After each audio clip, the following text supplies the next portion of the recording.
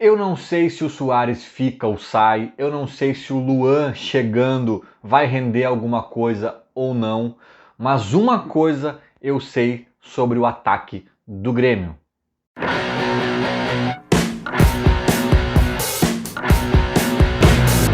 Começando mais este conteúdo sempre com a força e aquele apoio da Esportes da Sorte. Aposte em quem aposta no Grêmio, o link está na descrição. E agora vamos falar de ataque tricolor, do ataque do Grêmio, né?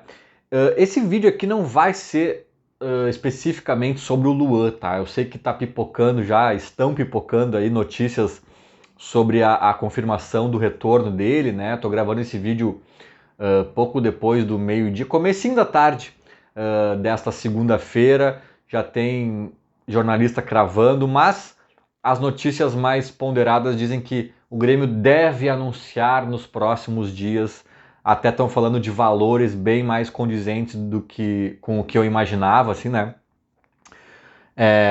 Mas eu vou esperar cravar. Eu vou esperar cravar para fazer um vídeo específico sobre isso, dando a atenção devida que o caso merece, né? Enfim, tomara que ele venha e dê tudo certo, mas esse papo é para depois. Porém, o Luan já entra um pouquinho no papo desse vídeo aqui, e o Suárez, que também não é um vídeo sobre ele, tá? Mas o Suárez também vai entrar um pouquinho vai respingar um pouquinho nele também esta prosa. O que eu quero falar neste vídeo aqui, que eu vejo pouca gente falando ou batendo mais forte nessa tecla? Cara, eu tô desesperado nessa janela por centroavante. Para ser bem sincero, assim, dando uma introduzida na minha sensação, introduzindo o vídeo aqui um pouco com a minha sensação sobre essa janela, tô um pouco preocupado, sabe? Um pouco eu achei que o Grêmio ia estar mais rápido, mais ágil, mais assim. Achei que quando a janela abrisse, o Grêmio já teria umas cartas na manga para botar na mesa rapidinho, assim, quando a janela abrisse. A gente só viu acontecer isso no caso do Iturbe, que é um cara, em tese, para elenco, um cara que não empolga, né? Não é. É aquilo que eu falo, é uma aposta que vem para ser para elenco. Se confirmar, a expectativa vai ser um bom reserva, que vai entrar bastante. Se surpreender positivamente um pouco, pode até virar um bom titular, né? Pode ser até mais útil do que a gente está pensando, mas se decepcionar um pouquinho, mal e mal vai ser um reserva tão útil assim. Então é uma linha tênue ali que enfim, né, cara, não empolga ninguém.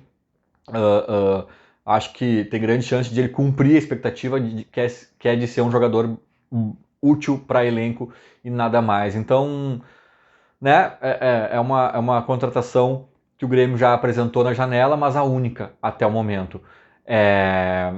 Fora isso, cara, fala-se muito, né, que embora o Iturbe se diga veloz e se tenha falado na velocidade que ele pode trazer e etc, etc, eu acho que realmente não é muita dele, já está numa idade um pouquinho mais avançada também, né? Então, o Renato segue insistindo muito nas coletivas no tal homem de velocidade, o nome do Michael, que é um cara excelente, eu adoraria que ele fechasse com o Grêmio, também é um nome que segue pipocando. A imprensa fala muito também nesse ponta, nessa posição aí que o Grêmio busca. Torcedores do Grêmio comentam também. E sinceramente, ficando ou saindo Suárez, por isso que ele entra rapidamente nessa prosa aqui, na minha cabeça, a posição que o Grêmio mais precisa botar suas fichas é centroavante. Centroavante. Cara, desculpa o Renato falar da velocidade, do ponto e tal, mas, cara, o Ferreira voltou e voltou bem.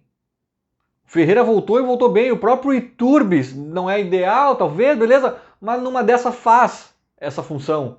O Cuiabano, não sei se ele de fato estava gripado no sábado ou se tem coisa de negociação aí avançando, mas caso ele fique pelo menos até o final desse ano, que tinha alguns interesses, né, e tal, Cuiabano, bem ou mal, também é uma opção para jogar mais à frente ali na ponta.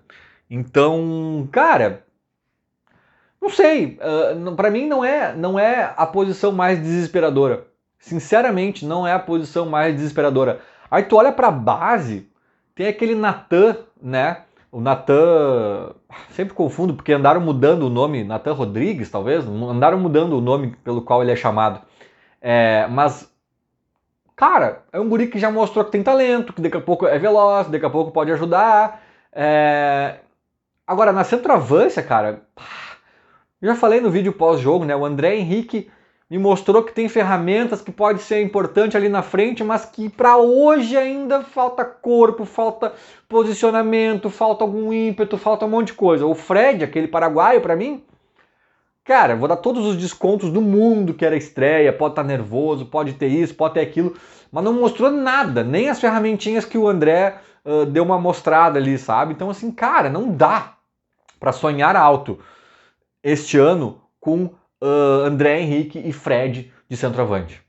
Ah, mas o Suárez pode ficar até dezembro. Eu acho essa hipótese cada vez mais improvável, tá? Mas torço ainda por ela e beleza, vamos considerar que fique. Eu lembro que no começo do ano, ou no começo do ano não, alguns meses atrás, nem tão começo do ano assim, eu falei aqui neste mesmo canal que o Grêmio teria que buscar um reserva pro Suárez, né? Porque, cara, não dá pra botar as fichas todas no André Henrique, assim, de sopetão. O guri acabou de chegar lá do Hercílio Luz, né? Não é assim que a banda toca, né? Não dá pra apostar as fichas no escuro, assim. E aí eu lembro que quando o Grêmio... Foi na época que o Grêmio pegou o Cruzeiro pela Copa do Brasil. Eu lembro que eu dei o exemplo. Cara, o Cruzeiro tem 3 centroavantes que me... Até assim... Até o... Não necessariamente o Bruno Rodrigues, eu acho que é tão centroavantão assim, ele faz um pouco também pro lado. Eu não sei bem, mas assim, cara, só pra fazer uma figura aqui daquele confronto que eu falei na época, né? Bruno Rodrigues, acho que é Bruno Rodrigues, agora já não sei se eu não tô confundindo com o Natan Rodrigues, sei lá, cara, já tô bem zonzo aqui já. Mas vocês sabem quem é o atacante lá, o principal atacante do Cruzeiro, acho que é Bruno Rodrigues, né? Que é um cara interessante, acho que é o mais interessante ali do ataque deles. Henrique Dourado, que estava na reserva do Cruzeiro, era outro nome que, poxa, vem aqui para pegar um banquinho do Suárez, estava tudo certo.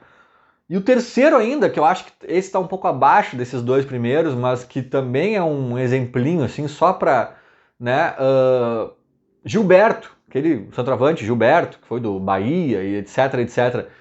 Cara, é o ideal? É o mundo ideal? Não. No mundo ideal eu queria o Borré de reserva do Suárez, né? Mas a gente considerando o Grêmio sem dinheiro e um monte de outra questão, cara, esses 3 nomes que eu dei agora, porra, são muito melhores do que o Grêmio tem hoje à disposição, né? E eu ainda acho que poderia ser um cara desse nível, assim, mais ou menos, né? Talvez pelo menos para botar um cara mais pronto, mais experiente, mais encorpado ali, para não ficar dependendo desses guris. Só que quando eu falei isso, não tinha todo esse drama, essa celeuma do joelho do Suárez. Lembremos, era um Suárez que estava jogando praticamente todo o jogo da temporada. Quando eu falei que seria bom ter um Henrique Dourado e afins, eu falava de entrar aos 30 e poucos do segundo tempo, quando o Suárez desse uma cansada, para dar um novo fôlego pro ataque, para jogar um joguinho aqui ou ali, que o Suárez ficasse suspenso, ou que tivesse gripado, ou que não sei o que lá. Era para essas coisinhas. Considerando que temos um Suárez aparentemente com a questão do joelho acentuada, cara, eu já não sei se eu concordo mais com essa minha primeira tese. Eu já não sei se não. Se bem que esse Bruno Rodrigues, né? Tô com essa pulga atrás da orelha se eu tô falando o nome dele certo, mas. Enfim, esse cara até eu acho que ainda é de um nívelzinho melhor, assim, sabe? Mas assim, eu já não sei se esses caras que eu citei seriam suficientes, porque eu tô falando agora se o Suárez ficar até dezembro. Vejam bem, tô construindo um cenário que eu até acho improvável. Mas mesmo se ele ficar até dezembro, nós já estamos falando talvez de um titular, não de um reserva. De um titular para revezar com o Suárez. Né? Talvez o Suárez jogue uma Copa, não joga o Brasileirão, aí joga o outro do Brasileirão, aí não joga o outro, aí joga a Copa, aí não sei o que.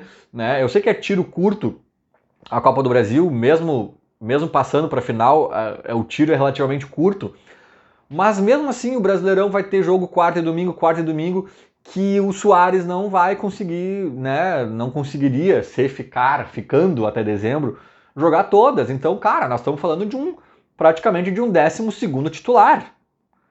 Então, assim, eu não concordo muito com essa coisa, agora o Grêmio corre contra o tempo para ver se o Soares fica ou não, para ver se consegue contratar. Beleza, pode ser que tenha a questão do salário, né? Tipo, os caras falam no Sanches lá, o chileno. O cara ganha mais de 1 milhão por mês. Aí, porra, como é que tu vai pagar isso se tu já tem o Soares? Mas, cara, eu entendo, tá? Eu entendo, mas o Soares já tem parceiro pagando, é outro esquema. Eu, por mim, traria o Sanches mesmo se o Soares ficasse. Claro que daí, né, o setor financeiro do Grêmio deve estar vendo esse vídeo aqui agora e dando gargalhadas, né? Porque a vida não é uma Disneylândia.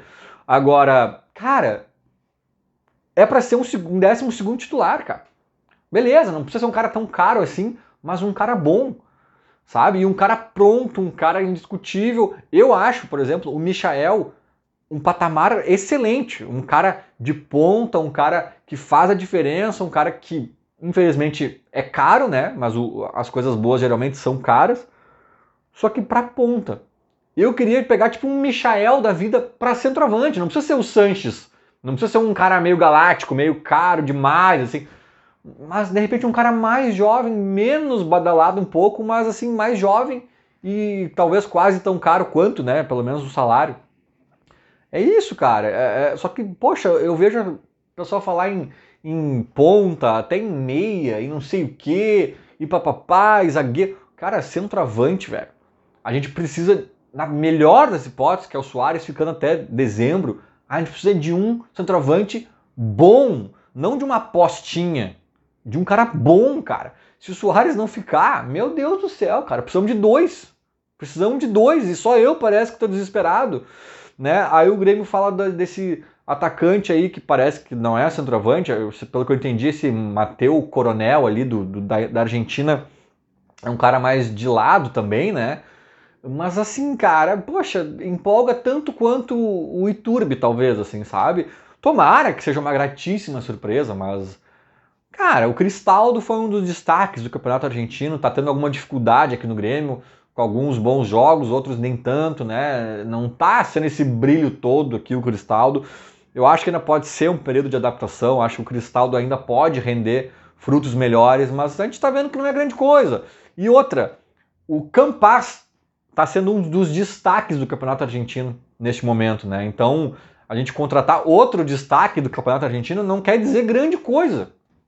Então, assim, né, essa janelinha não tá empolgando, tá deixando a gente ansioso pela demora. E quando se fala em alguma coisa um pouco maior, se fala do ponta, do Michael, de não sei o quê. Cara, pelo amor de Deus, vamos mirar na centroavância e vamos mirar em nome certeiro. Não vamos plantar para 2024, 2025. É muito bonito, é até necessário em alguns momentos. Mas, cara, se a gente está falando ainda de um 2023 histórico, se a gente está sonhando com isso ainda, cara, tem que contratar um centroavante de peso ainda esse ano, sabe? E eu não tô vendo falarem nada nesse sentido. Nada nesse sentido. No máximo falam do Sanches, que faria essa posição e que talvez, que está livre no mercado, e que talvez pudesse vir, mas não se sabe, não sei o quê. Aí algumas notícias falam, tem que esperar a definição do Soares. Eu não esperaria nada, cara. Traz e vamos embora, velho. Traz e vamos embora. Título dá mais dinheiro do que deixar de contratar para economizar, sabe? Então, sei lá, cara. Eu acho que tô um pouco preocupado assim com essa questão da centroavância. Não sei o que vocês acham, mas para mim é primordial. E por que já ia fechar o vídeo esquecendo, né? E por que o Luan entra de certa forma nessa prosa? Porque o Luan, menos que o YouTube, menos que esse tal de Mateu Coronel, ele é menos certeza ainda, cara. Ele é mais aposta ainda. Aliás, o Luan não é nem aposta. O Luan, como eu falei nos últimos 200 vídeos aí, é uma questão humana, uma questão de estender a mão para um ídolo. O Luan, se render alguma coisa, é lucro dos lucros dos lucros, sabe? Não dá para contar com o Luan. Agora, se porventura o Luan der um start e conseguir, só que eu não sei nem se depende mais tanto dele, sabe? Tem questões físicas que eu já tenho dúvidas se são reversíveis e tal, mas vamos lá. Conseguiu, focou, treinou, engatou ali, encaixou. Daria para tentar um esquema sem centroavante. né, o Luanzinho de falso 9, como em 2016, daria. Ou para, de repente, compor essa ideia com outro atleta. Mas daí o Renato vai ter que, mais uma vez, criar uma adaptação do esquema para compor dessa forma. Né? Porque se a gente não vai trazer um centroavante de peso e a solução é André Henrique e Fred, cara, falso 9 já. Falso 9 já. E bora arregaçar as mangas, Renatão, e partir para mais uma variação importante. Né?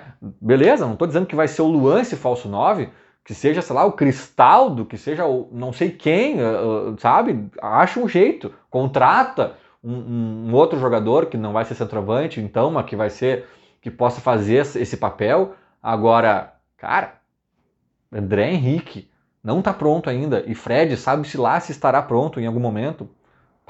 Para 2023, não dá, gente. Não dá, e o tiro precisa ser alto para a coisa ficar minimamente aceitável. É mais ou menos assim que eu vejo, pelo menos, essa situação. Feito, era mais ou menos isso. Falou, abraço.